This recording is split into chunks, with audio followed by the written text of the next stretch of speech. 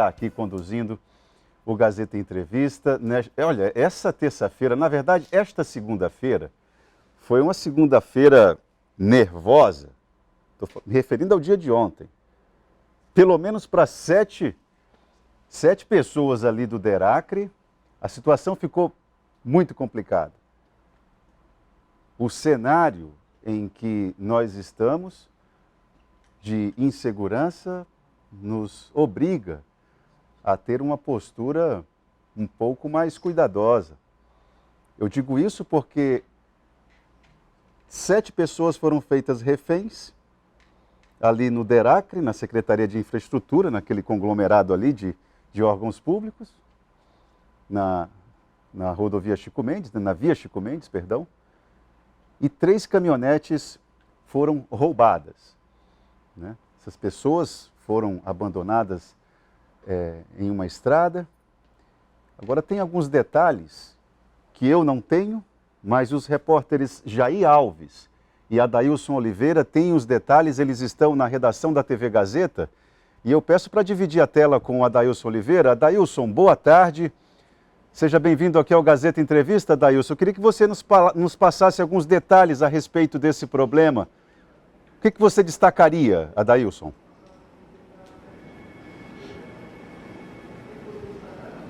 Boa tarde, Itaã. Eu gostaria só de contar um pouco dessa história para quem está em casa entender, porque esse crime aconteceu por volta das 8h30 da noite.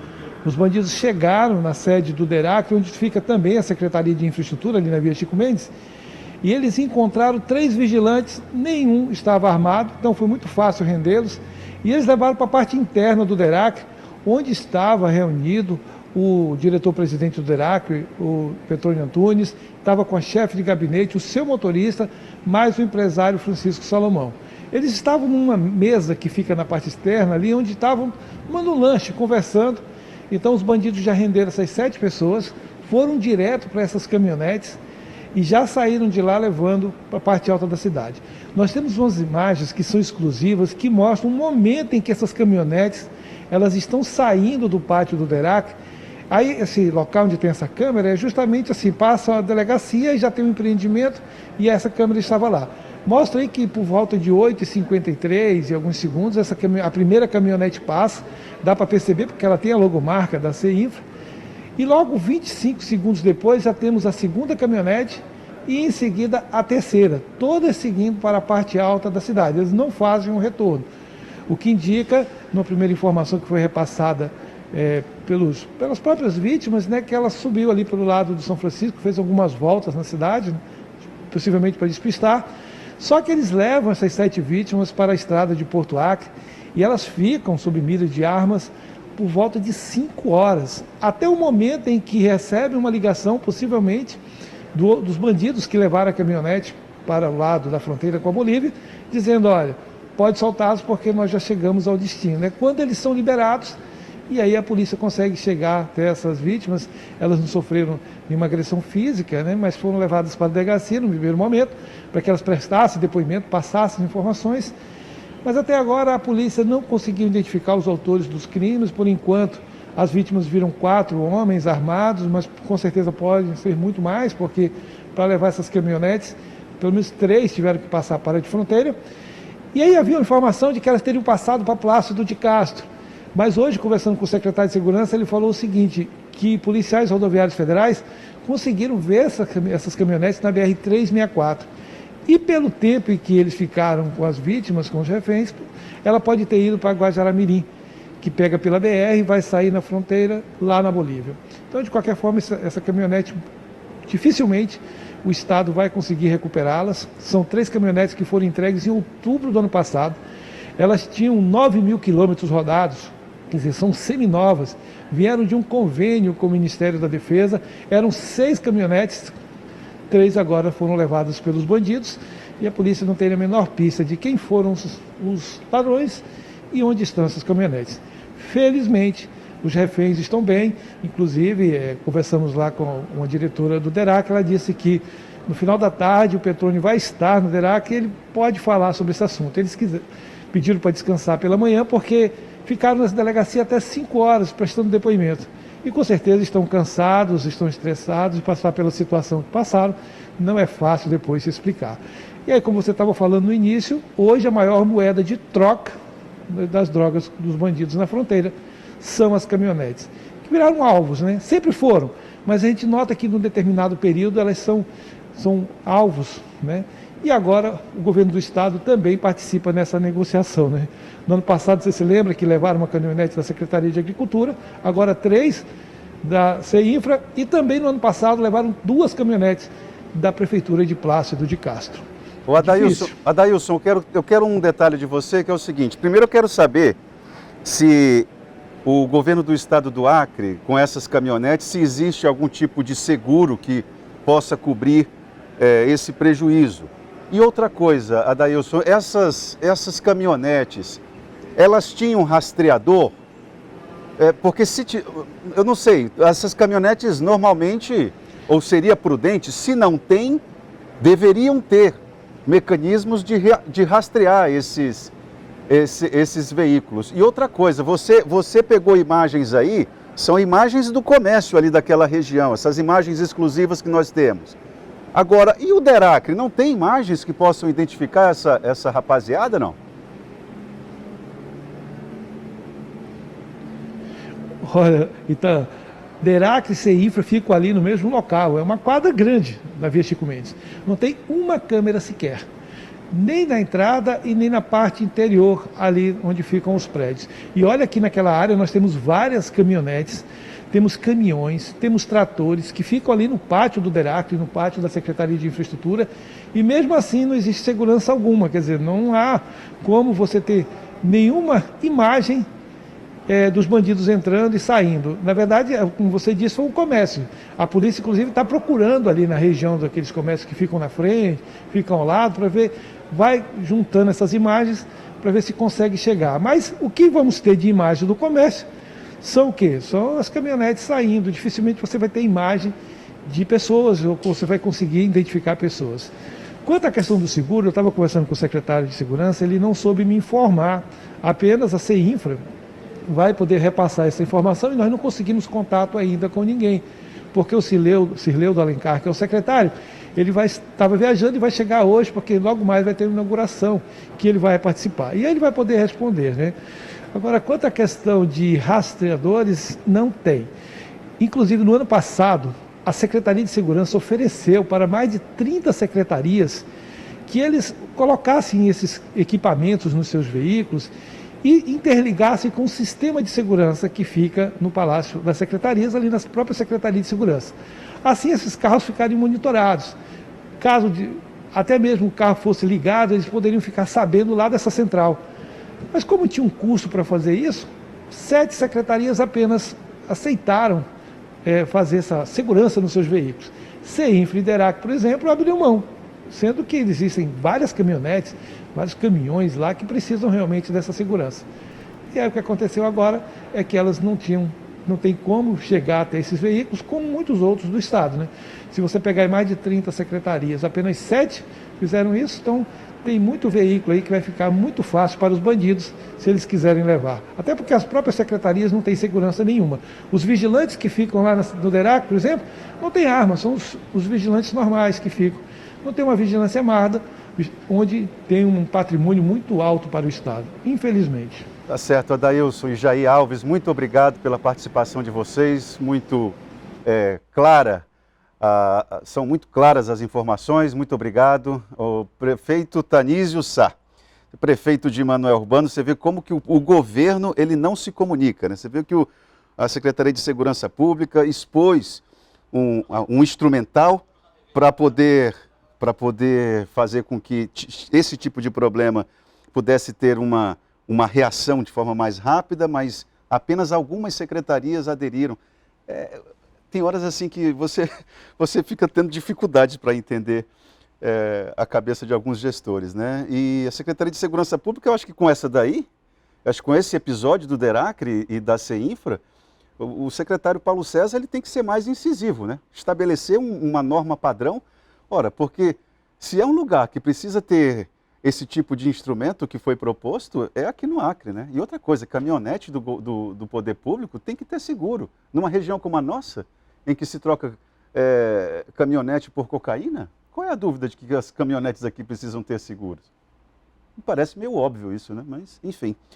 Prefeito Tanísio de Sá, muito obrigado por você ter aceitado o nosso convite. É um prazer recebê-lo aqui no Gazeta Entrevista. O prazer é meu, uma honra poder estar aqui com vocês, poder falar um pouco do nosso município. Lá, vi o episódio, estive lá na Infra hoje, no DERAC também, falar com o diretor. Deve estar um clima horrível. Um clima esquisito lá. E eu lamento, ó, na grade da Prefeitura de Manoel Urbano, nós temos lá 8 câmeras que monitoram tudo. Na entrada, saída, na entrada da cidade também, lá tudo é monitorado, tem a barreira permanente lá do município.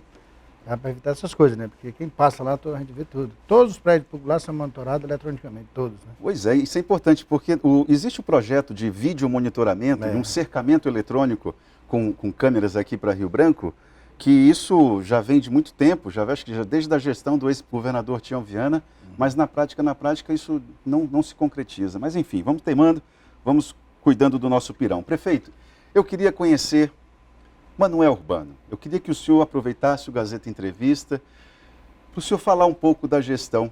O senhor já está no segundo mandato como prefeito da cidade, pelo MDB. O seu vice é do Progressistas, o mesmo partido do governador Gladson Cameli.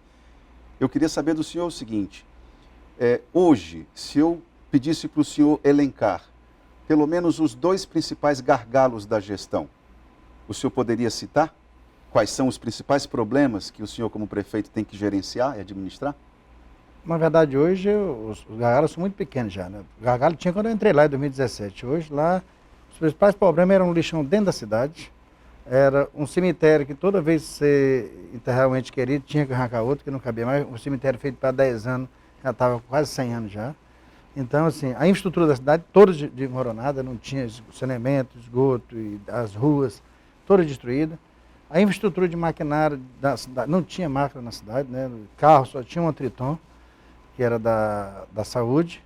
Então era assim, sabe? Era totalmente desconfigurada a cidade, pessoal já muito triste, sem esperança, né? Muitos anos lutando para aparecer um gestor para elevar o autoestima da população e fazer um trabalho para melhorar a cidade. E nós trabalhamos esses 5 anos lá incansavelmente com uma equipe pequena, mas comprometida com a causa da cidade. E eu lembro, você perguntando isso aí, quando eu fui para o Tribunal de Contas, que o tribunal reúne todos os prefeitos antes de eles assumirem, e chamo lá para orientar sobre os gastos, sobre a situação do teu município. Aí vai o Ministério Público, vai a MAC, aí vai mostrar os indicadores do nosso município. Eu estava sentado lá na cadeira, no meio dos outros 21 prefeitos, quando puxaram os indicadores do nosso município. Lá era vermelho, tudo era pior. Nós não tínhamos um indicador lá que fosse verde, ou azul pelo menos, tivesse menos. Era tudo vermelho. Nós tínhamos 13 inadimplência, nós tínhamos 397 processos na Justiça do Trabalho, nós tínhamos um débito de energia de 9 milhões de reais, nós tínhamos um atraso de FGTS que paga até hoje parcelamento de 43 mil reais mensais e um desmando na cidade. Mas nós demos uma avançada nesses 5 anos. Quando o senhor recebeu, eu vou querer fazer um retrospecto. Quando o senhor assumiu o município, isso foi em 2017. Quantos % o senhor gastava, do tanto que o senhor recolhia de impostos, de recursos, quanto que o senhor gastava com pagamento de salário de funcionário? O meu orçamento de 2017, feito pela outra gestão, foi de 12 milhões de reais. Desse recurso, 83% era gasto com o pessoal. 83%. Então, o tribunal...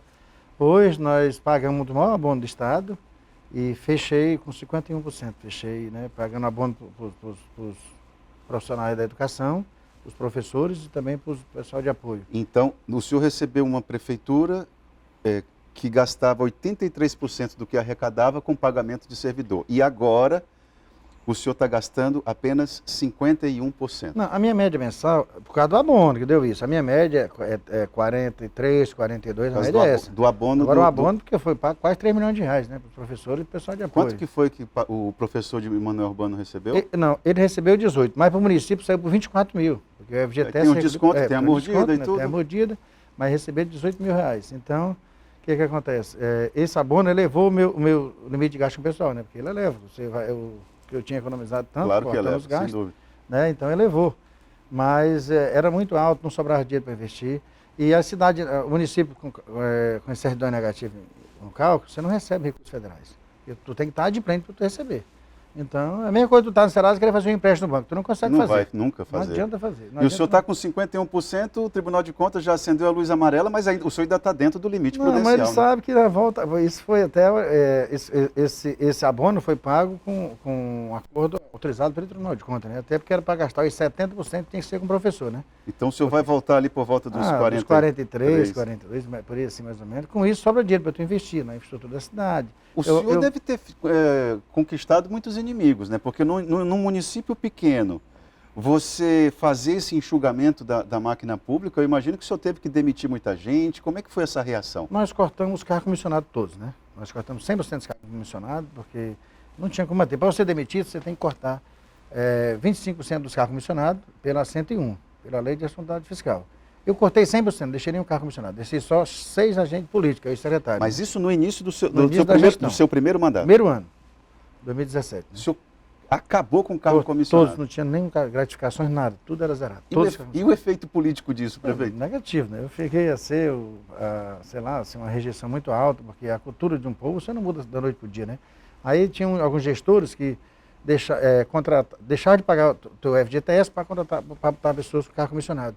E com isso foi criando uma dívida muito grande para o município. Lá no INSS. No INSS e no FGTS também. Que o INSS não, cada 3 meses eles bloqueiam, vão lá, Receita e sequestra. Mas o INSS não, vai ficando uma dívida aí. O FGTS? O FGTS. Né? Então isso aí foi muito difícil. A energia, eu recebi a cidade no escuro, sob liminar. Então a água, desde 88 que não pagava água. Então o município não cumpria com as suas obrigações. Então foi muito difícil no começo, foi. Mas eu consegui trazer os servidores para o lado, os funcionários, hoje nós temos a melhor equipe do Acre, os servidores, eles vieram para o lado e abraçaram a causa da cidade deles. Olha, eu vou dizer que eu conversei antes de iniciar, ninguém combina pergunta aqui no Gazeta Entrevista, mas a gente sempre bate um papo antes de entrar aqui no estúdio. Teve uma hora que eu perguntei, prefeito, e a sua equipe? Aí ele falou assim, olha, eu tenho a melhor equipe do Acre. Eu achei aquilo ali de uma defesa apaixonante. Prefeito, nós vamos fazer um intervalo agora e eu quero lembrar para o senhor a respeito de um gargalo